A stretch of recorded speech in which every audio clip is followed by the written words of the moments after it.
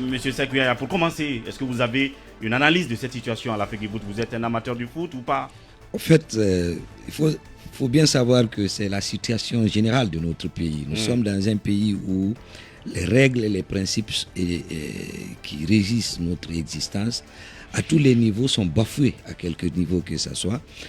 Et j'ai très bien suivi ça, c'est comme un piège pour Antonio, parce que cet article mis dans le code de leur règlement intérieur ou statut date de quelques années, en fait, mais qui barrait la route à certaines personnes qui avaient la volonté aussi d'être à la Fédération guinéenne de football.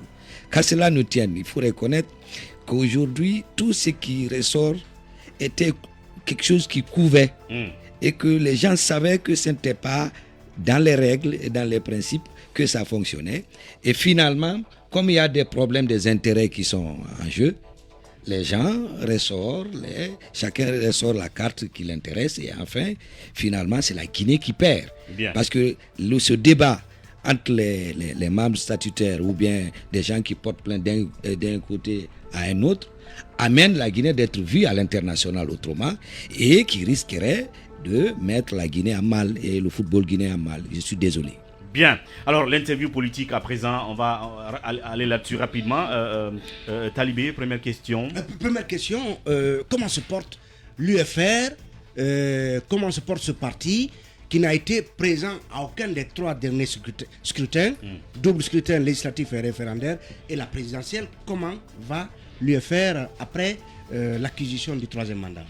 Écoutez, l'UFR se porte à merveille, mais malheureusement, nous sommes dans un pays où les communicants communistes vendent plus une autre vision de l'UFR, alors que l'UFR se porte effectivement bien.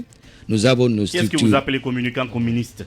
Vous savez, vous êtes même victime de ces communicants, vous les journalistes en grande partie. Vous n'oubliez surtout pas qu'à un moment donné... Il ne faut pas provoquer davantage ce matin. C'est l'initiateur de ces fameux groupes communicants. Je vais donner. Les Damantins, effectivement, ont amené quelques jeunes en Chine. Quand on veut faire la promotion de la démocratie, je crois que ce n'est pas la référence. C'est la France ou les États-Unis qui peut être une référence pour la communication démocratique. Mais quand ils amènent les gens en Chine, et pour étudier la communication, c'est la communication communiste, pour permettre aux gens d'avoir une vision communiste et faire la manipulation politique aux yeux de la population guinéenne. Et c'est ce qui arrive et qui est en train de transparaître.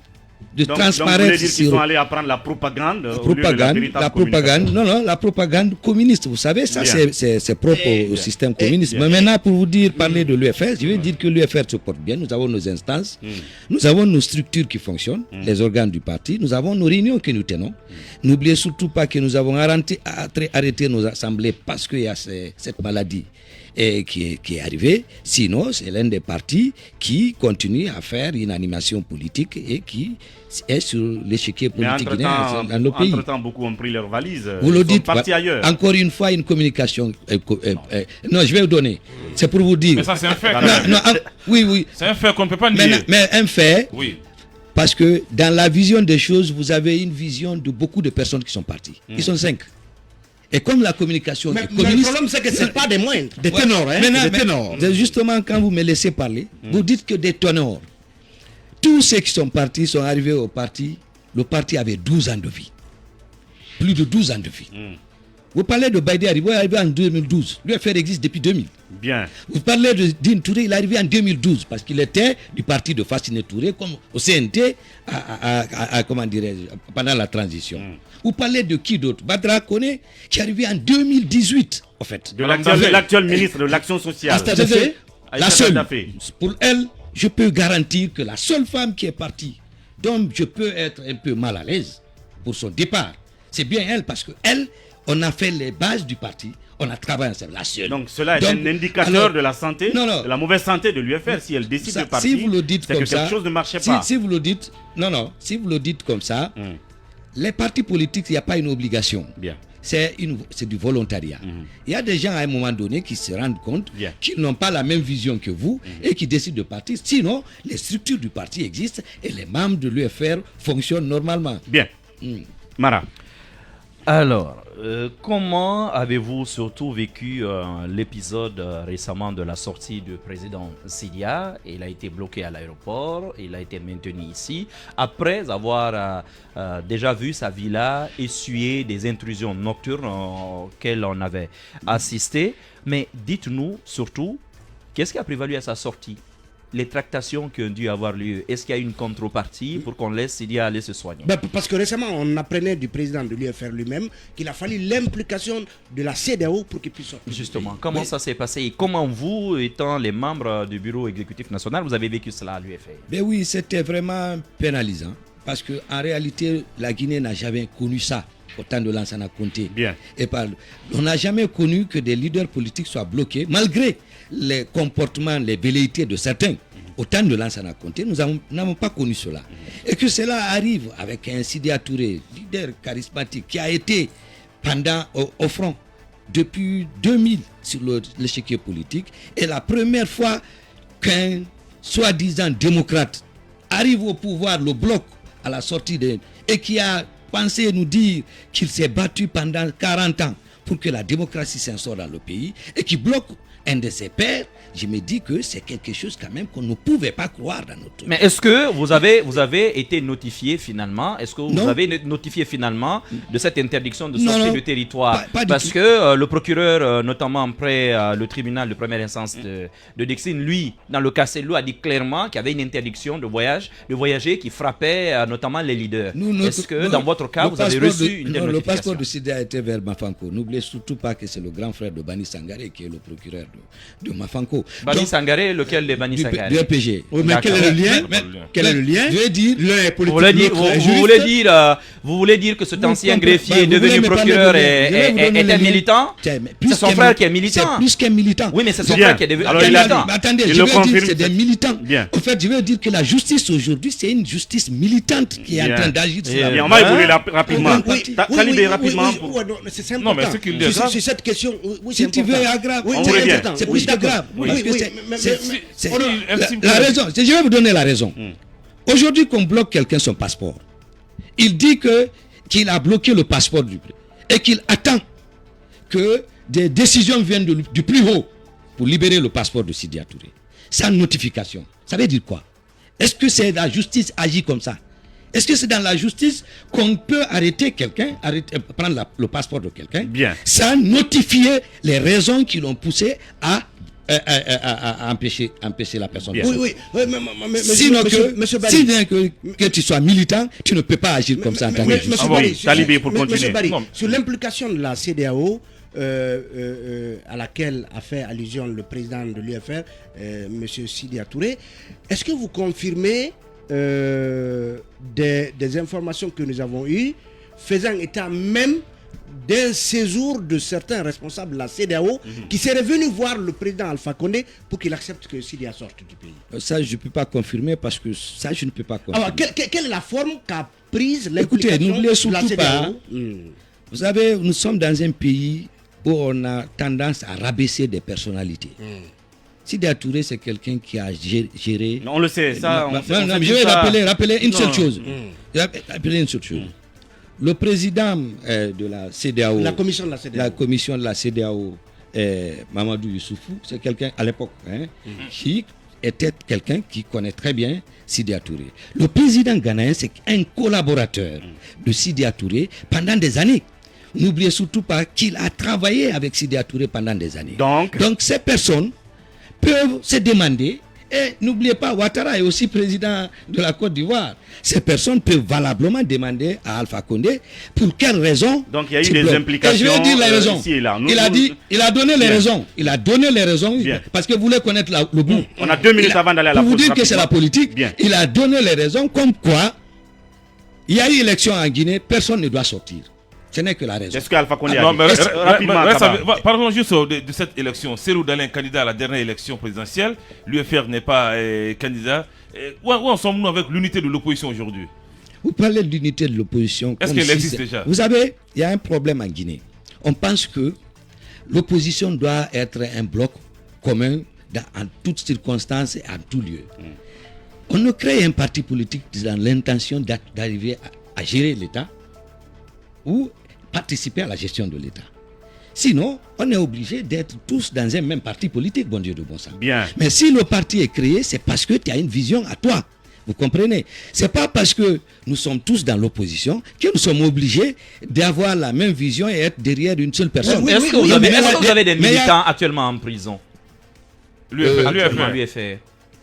Non. Ben, à ce que je sache, à part les CC qui ont été arrêtés vers Zérékoré, Oui. et il y en a eu, hein. Il y en a eu Non, plein. non, je parle de maintenant. Maintenant, là, Je parle de après le jugement de Cancan, je n'ai, en tout cas, à ma connaissance, non. Est-ce que ça peut expliquer donc que l'UFR soit moins agressive sur le terrain, sur le combat Que l'UFDG. voilà, pour le recouvrement de la liberté de ces gens que, par exemple, l'UFDG et le FNDC?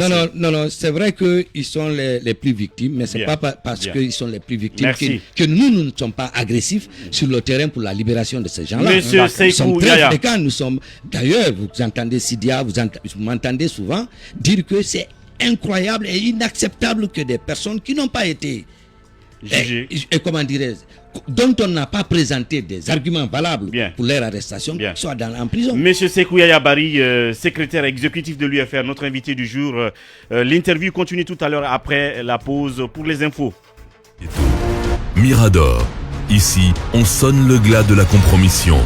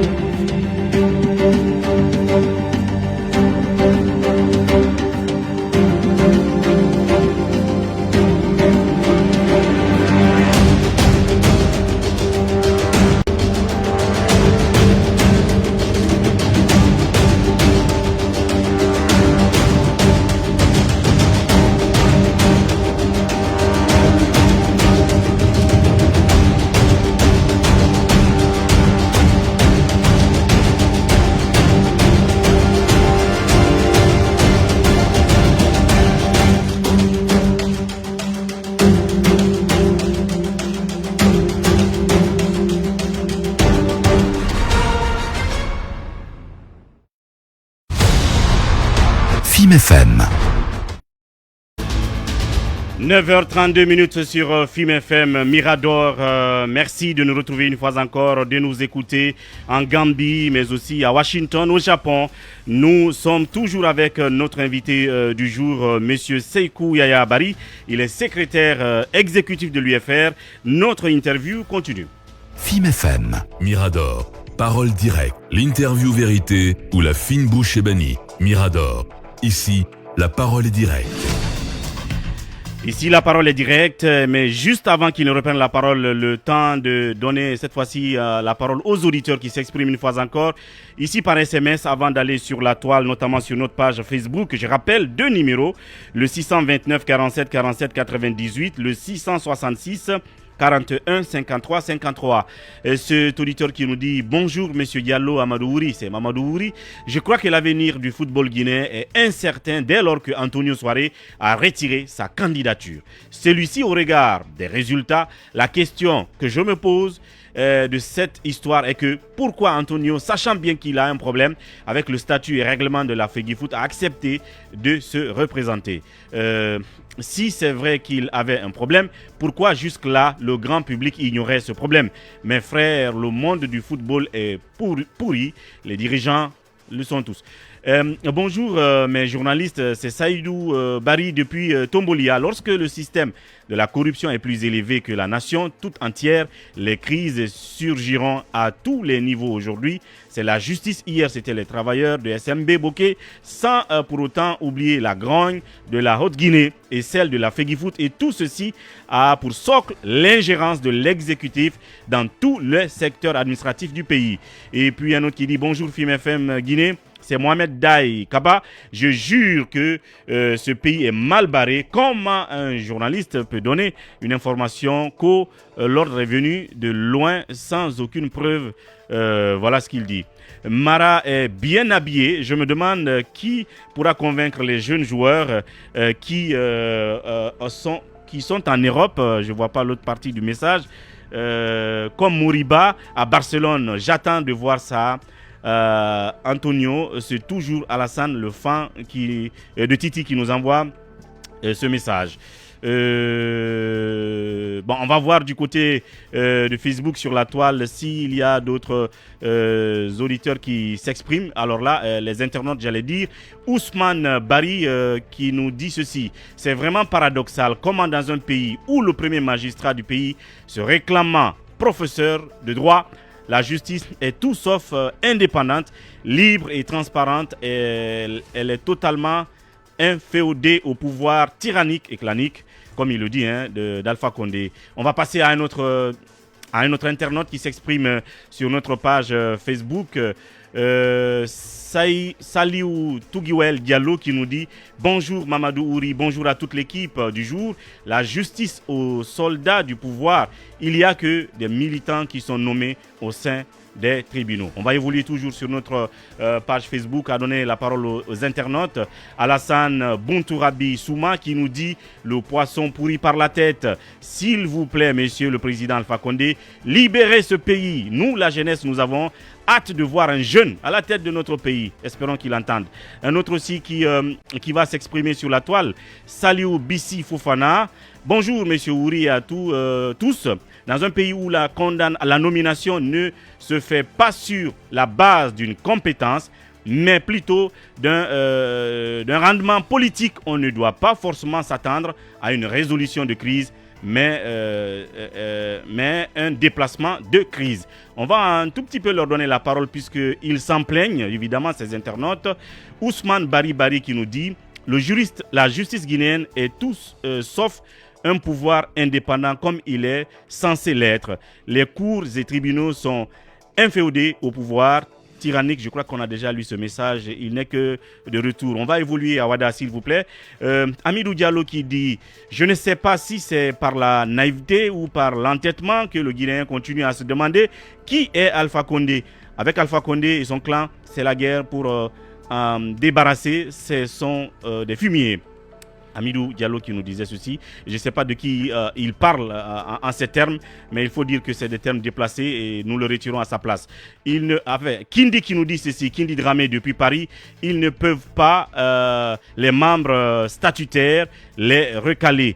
Sa candidature a été validée proprement par la même commission électorale élue à l'unanimité. On ne peut pas maintenant dire qu'Aboubacar Touré ne peut pas briguer le poste. C'est quand même dingue cette hypocrisie, comme il le dit. Pourquoi ne l'ont-ils pas récusé quand Antonio était candidat? Est-ce à eux de décider qu'un candidat ne puisse pas compétir, ou la commission d'éthique ou la commission électorale indépendante? Franchement, soyez cohérents et arrêtez, comme il le dit, ce jeu Kindi Dramé. On va évoluer donc avec notre invité du jour, Lincoln Nsouma. Alors, honorable, nous savons qu'au niveau de l'hôtel 5 étoiles de Corenty, il y a quand même des détenus politiques, mais d'autres activistes de la société civile qui sont désormais aussi politiques puisqu'ils défendaient des causes politiques. Tout à fait. Est-ce qu'aujourd'hui, l'UFDG et le FNDC ont abdiqué à défendre, en tout cas, ses responsables? D'abord, je dois vous rappeler que c'est des causes sociales parce que nous parlons de la Constitution. Et ça ne concerne pas que les politiques. Nous parlons de l'élection d'un président de la République qui concerne l'ensemble des citoyens de notre pays. Donc tout citoyen a le devoir de se battre pour que la clarté soit donnée. Cela dit, ceux qui sont arrêtés ne peuvent pas arrêter le cours de l'histoire. On va se battre avec eux.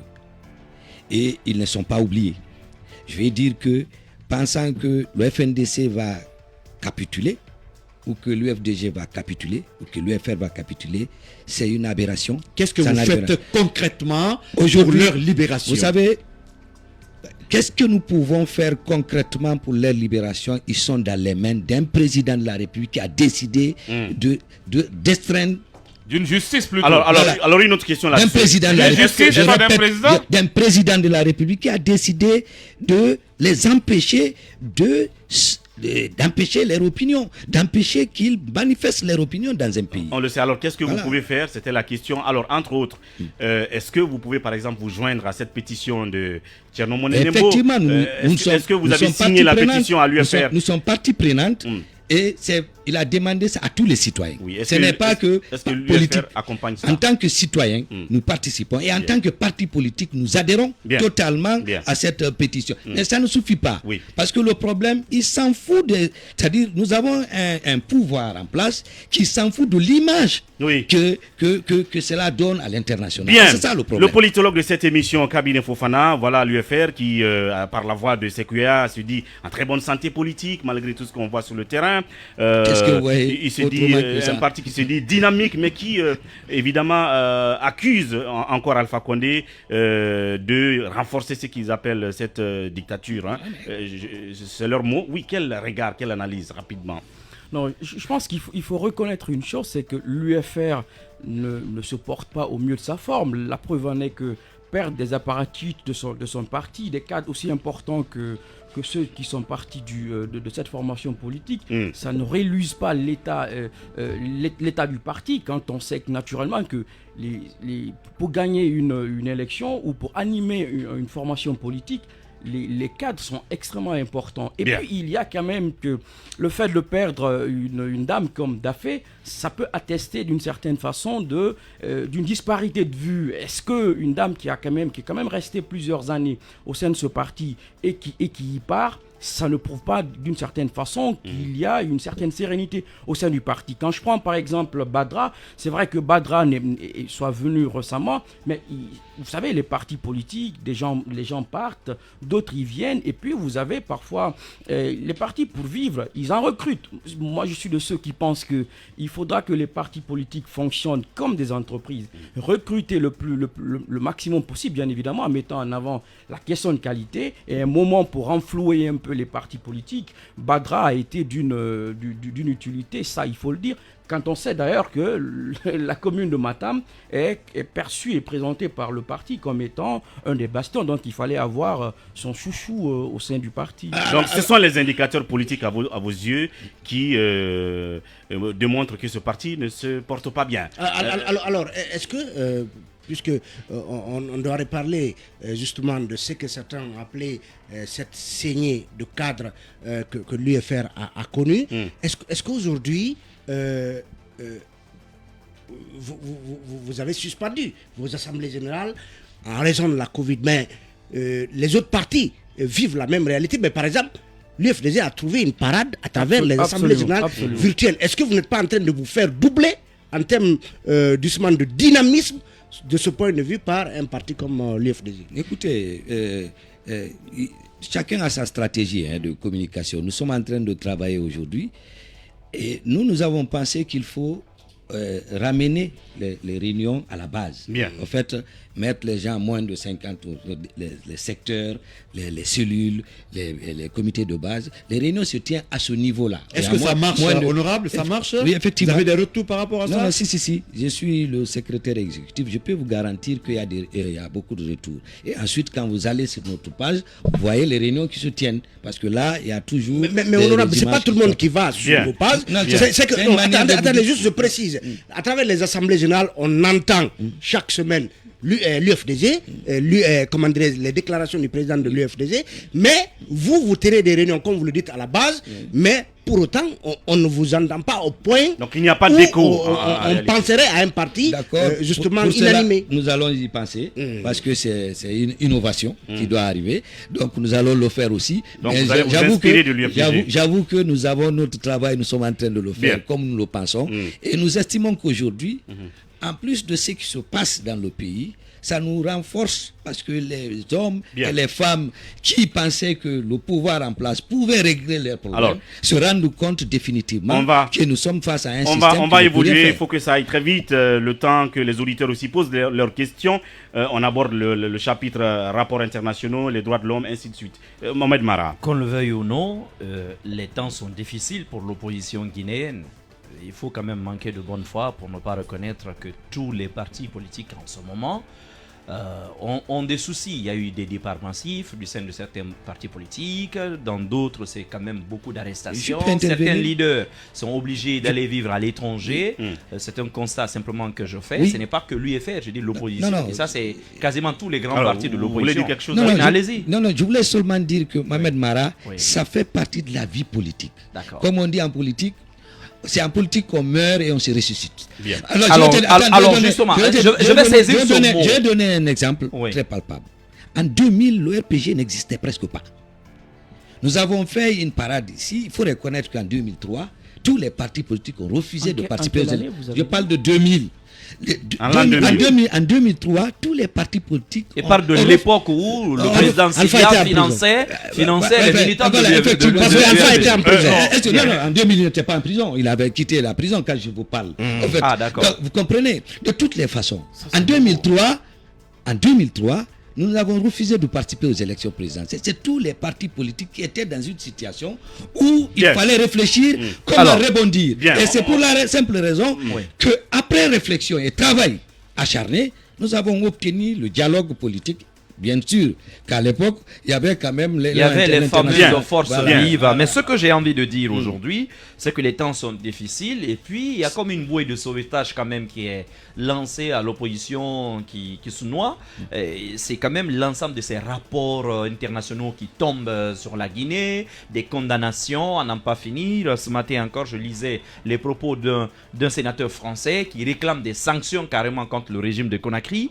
Alors, vous, de votre côté, opposition guinéenne, comment vous percevez, quelle lecture faites-vous de tous ces rapports aujourd'hui qui tombent, des risques même que nous perdions notre accès au Millennium Challenge avec les États-Unis? Quelle est votre lecture? Et surtout, comment comptez-vous utiliser ces rapports-là aujourd'hui pour reprendre la main? Écoutez, vous savez, cela asphyxie notre pays. À partir du moment où nous avons signé des accords à l'international qui normalement contribuent à soulager la vie de nos compatriotes. Aujourd'hui, l'accord de Cotonou permet à l'Union européenne de nous donner un soutien pour la bonne gouvernance et pour la démocratie. C'est même idiot de pouvoir organiser une élection, dire que pour des questions de souveraineté, organiser une élection législative, référendaire et présidentielle avec les fonds propres, alors qu'il y a des possibilités à l'international qui pouvaient aider à ce qu'il y ait ces organisations-là. Aujourd'hui, nous vivons les conséquences de cette volonté pour ne pas que les autres aient un regard sur la manière dont la démocratie se comporte en Guinée. Mais je disais que la décision est un peu même tardive, parce qu'ils auraient eu... Quelle décision? La décision, les rapports internationaux. Voilà, ces condamnations ont été tardives parce qu'ils ont eu du mal à obtenir toutes les informations nécessaires et finalement ils les ont obtenues. Est-ce que vous seriez en faveur de sanctions ciblées, par exemple d'interdiction de voyager ou de fermeture par exemple de comptes bancaires de certains dignitaires guinéens? Vous savez, c'est la seule pression possible parce que quand tu veux... Non, je vais vous dire là. C'est ce que réclament aujourd'hui des hommes politiques étrangers. Je veux dire que c'est la seule possibilité pour ramener les gens à la raison. Vous savez, on ne va pas en vacances en Chine ou en Russie. Les gens vont en vacances en Paris. Tous les Guinéens qui sont là, où ils ont leurs enfants à Paris, c'est qui pillent l'économie du pays. Mais les gens vont de plus en plus à Dubaï. Je dis, donc c'est la seule... n'oublie surtout pas que... Dubaï c'est la parade maintenant. N'oubliez surtout pas que Dubaï, c'est les États-Unis. Arrêtez de penser que ce monde-là... Vous avalisez donc les sanctions ciblées. Mohamed Kaba, pour continuer rapidement. Je vous rappelle qu'on n'a que 2 minutes. Les enfants du président Sidia ne vivent pas en Guinée aussi non plus. Voilà, monsieur le président. Au moins, lui, il a des enfants. Mais voilà, monsieur le. Qu'il a éduqué, qu'il a élevé. Non, mais ils ne sont pas en Guinée. Non, au moins, lui, il a élevé ses enfants. Monsieur le secrétaire exécutif, parlons au président du Parlement, parlons de l'un du Parlement. Est-ce qu'à l'UFR, vous avez légitimé la fonction de chef de file de l'opposition, Mamadou Sylla, et est-ce que vous comprenez sa colère? On ne peut pas légitimer. On n'a même pas légitimé le premier. Ce n'est pas lui qu'on va légitimer. C'est l'Odalin. Oui, à l'époque, on s'était dit qu'on n'est pas derrière une file. Parce que nous savions que c'était une question qui est, en fait, divisée. Alpha utilisait ce terme pour pouvoir tout simplement amuser la galerie. Et ça ne servait à personne. Pour la preuve, le chef de file de l'opposition, il n'avait jamais reçu son budget. Même s'il a reçu une fois, selon ce qu'on dit, mais il n'a pas continué à recevoir. Parce que ce n'était pas l'objectif, c'était tout à fait politique.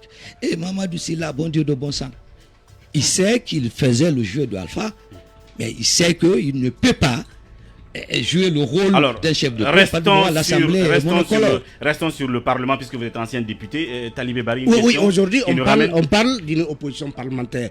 Est-ce que, à votre avis, elle existe, surtout depuis cette déclaration de politique générale du gouvernement qui a été applaudie à tout rompre, puisque finalement, même ceux considérés comme des opposants au sein de ce Parlement ont approuvé cette déclaration, pourtant jugée insuffisante en termes justement de propositions ou de projections. Déclaration de politique générale je me rappelle très bien qu'il y a un des députés qui avait dit qu'il y en a pas majoritairement dans l'opposition qui ont vu leur candidature financée par le pouvoir en place. Mais je me dis que nous n'avons pas d'assemblée aujourd'hui. Nous avons un truc monocolore. La déclaration de politique générale.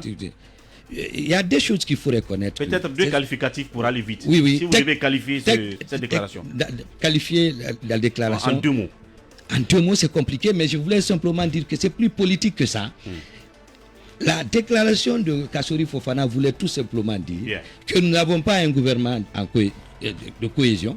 Et deuxièmement, et que le président est déconnecté, et lui-même il est déconnecté de toute action en disant qu'ils ne sont pas responsables, ils ne savent même pas que ce qui s'est passé sur les cas-là, ils étaient au courant.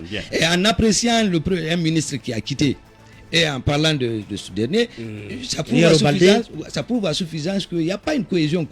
Pas de cohésion, pas de cohérence. Donc il a voulu montrer ça non seulement à l'international, que nous sommes dans un pays où les gouvernants ne sont pas en harmonie et à meilleure de ses formes. Mais pour nous les Guinéens, nous sommes en train techniquement de constater que dans un discours de ce genre où il n'y a pas l'agriculture, où il n'y a pas l'éducation, pose un problème. Il n'y a pas l'information et la communication. Nous, c'est l'autosuffisance alimentaire et la formation de nos enfants qui nous intéressent. Quel qualificatif est-ce que c'est une déclaration ratée? Ce n'est même pas une déclaration de politique générale. Merci. Voilà, c'est le gouvernement autrement, c'est ça? Monsieur Seikou Yaya Bari, système de gouverner autrement. Nous vous mettons à présent face aux auditeurs. FIM FM. Mirador. Empoignade. Sans filtre, face aux questions des citoyens. Le tout premier auditeur face à notre invité du jour. Bonjour. Oui. Bonjour, monsieur le journaliste. Votre nom, vous nous appelez d'où? Alia Konsoba, l'enfant de l'Ingrain. Votre question à M. Seikou Yaya. Moi, je salue votre invité. Moi, je le demande qu'est-ce que les opposants vont faire pour qu'ils unissent, parce qu'il y a trop de divisions entre eux. Merci. Merci. Merci beaucoup. Alors, oui, rapidement, votre réponse? Il y a l'essentiel de l'opposition, c'est sur un objectif bien déterminé. Comment changer un système. Vous avez vu qu'en 2006-2007, nous avons créé ce qu'on appelle les forces vives avec la société civile et les syndicats. Et c'est avec ça que nous pouvons aller. Et la meilleure manière, c'était le FNDC. Et le FNDC avait joué un rôle qui avait ramené le problème ethnique qui était... Donc, comment faire pour vous unir à nouveau? C'est ça la question. Il faudrait, justement, il faut des réflexions. Nous sommes en train de le faire. Mais nous allons, finalement, nous serons obligés de nous retrouver autour de l'essentiel. Bien. Parce qu'il faut créer l'alternance. Se retrouver autour de l'essentiel. Un autre auditeur. Allô, bonjour. Bonjour, M. Mamadou Wuri Diallo, de FIM FM. Mamadou Serif Diallo, depuis Matoto. Allez-y. Ma question pour M. Seikou Yaya.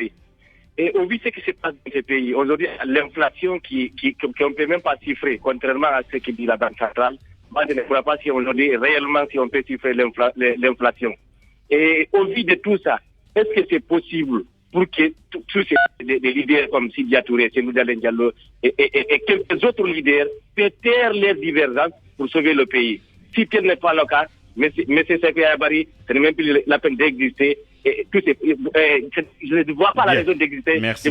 Toujours la question de l'union. Vos militants vous croient désunis. Non, mais le problème c'est ça, parce qu'on a inculqué dans l'idée de ces militants qu'il faut forcément fondre tout. Et je dis que c'est sur l'essentiel qu'on peut être tombé d'accord. Pour comment organiser une élection, comment faire en sorte qu'aujourd'hui, nous sommes unis au niveau international. Vous parlez de quelle élection? Les prochaines élections, c'est pas avant 2027. Je parle de façon générale. Je pense que aujourd'hui, nous sommes unis parce que nous fournissons beaucoup d'efforts à l'international pour que la pression s'accentue au niveau de la Guinée, afin que les dirigeants fléchissent et qu'on trouve une solution. Priorité aux auditeurs. Un autre qui va poser sa question. Allô, bonjour. Bonjour, c'est Abdourahim Diallo depuis kilomètre 5. Abdourahim, allez-y, votre question à M. Seikou Yaya. Moi, je voudrais demander à Honorable, vu tout ce comportement avec le régime actuel, si on vous demandait de noter le régime, le gouvernement là, quelle note allez-vous donner au gouvernement d'Alpha Condé? Merci. C'est que je dois dire que tous les présidents, par le passé, le dépassent de loin, en matière de loin. Y compris Dadis. Y compris Dadis. Y compris Dadis. Dadis nous a... Quelle note mathématique? Quelle note? 1, 0, 0, 0 sur 10, 1 sur 10? Non, plutôt 15. Quelle note, rapidement? Oui, comme on a l'habitude de dire, lui, il aura peut-être 20 sur 10. Peut-être que c'est trop, parce que c'est exagéré. 20 sur 10, c'est ça qui dépasse la moyenne. Merci beaucoup. Un autre auditeur, pratiquement... Vous venez de tripatouiller les chiffres. Voilà. Alors, M. Seikou Yaya, face au public, face aux auditeurs, un dernier mot, une dernière conclusion en 30 secondes. Sidya rentre quand? La question ne se pose pas, c'est pas à moi de le dire aujourd'hui. Vous allez poser la question à Sidya Touré. Mais ce que je dois dire à la population... Mais vous devez maîtriser son agenda, c'est votre leader. Non, je vais dire qu'aujourd'hui, je dois dire à la population guinéenne de ne pas se décourager. Nous sommes face à une situation où on est désemparé. Et je vais dire que le système a mis en place une chose que les gens doivent essayer de décortiquer et qu'on se départisse de ça. Aujourd'hui, c'est quoi, premièrement? C'est martyriser la forêt, faire des fausses promesses à la Haute-Guinée, isoler la Moyenne-Guinée et faire en sorte que la Basse-Côte soit amadouée. Et cela nous amène à nous diviser entre nous alors que nous avons l'essentiel pour lequel on doit se battre. Le système Alpha n'est pas un système qui est aujourd'hui capable de nous sortir de l'ornière. Nous devons nous battre pour empêcher que cela continue, la gabegie, le détournement des fonds publics et les fausses promesses. Bien. Merci M. Seikou Yaya Bari qui portait la voix de l'UFR ce matin. Merci à tous ceux qui, du côté de la technique, ont conduit cette émission. Ibrahim Babé, Khalil Awada, Ibrahim Silla, Karifa, encore qui, Kamara qui était aussi là. Merci à tous les Miradors, à vous, merci de votre attention. À demain pour un autre rendez-vous. Au revoir. la grande messe de l'investigation journalistique, la plus grande tribune politique de la Guinée. Avec Aboubacar Diallo, Talibé Bari, Mohamed Mara, Mamadou Ouri Diallo, Akoumba Diallo, Kabinet Fofana, Mamadou Diambaldé. Mirador, la grande messe de l'investigation journalistique, la plus grande tribune politique de la Guinée.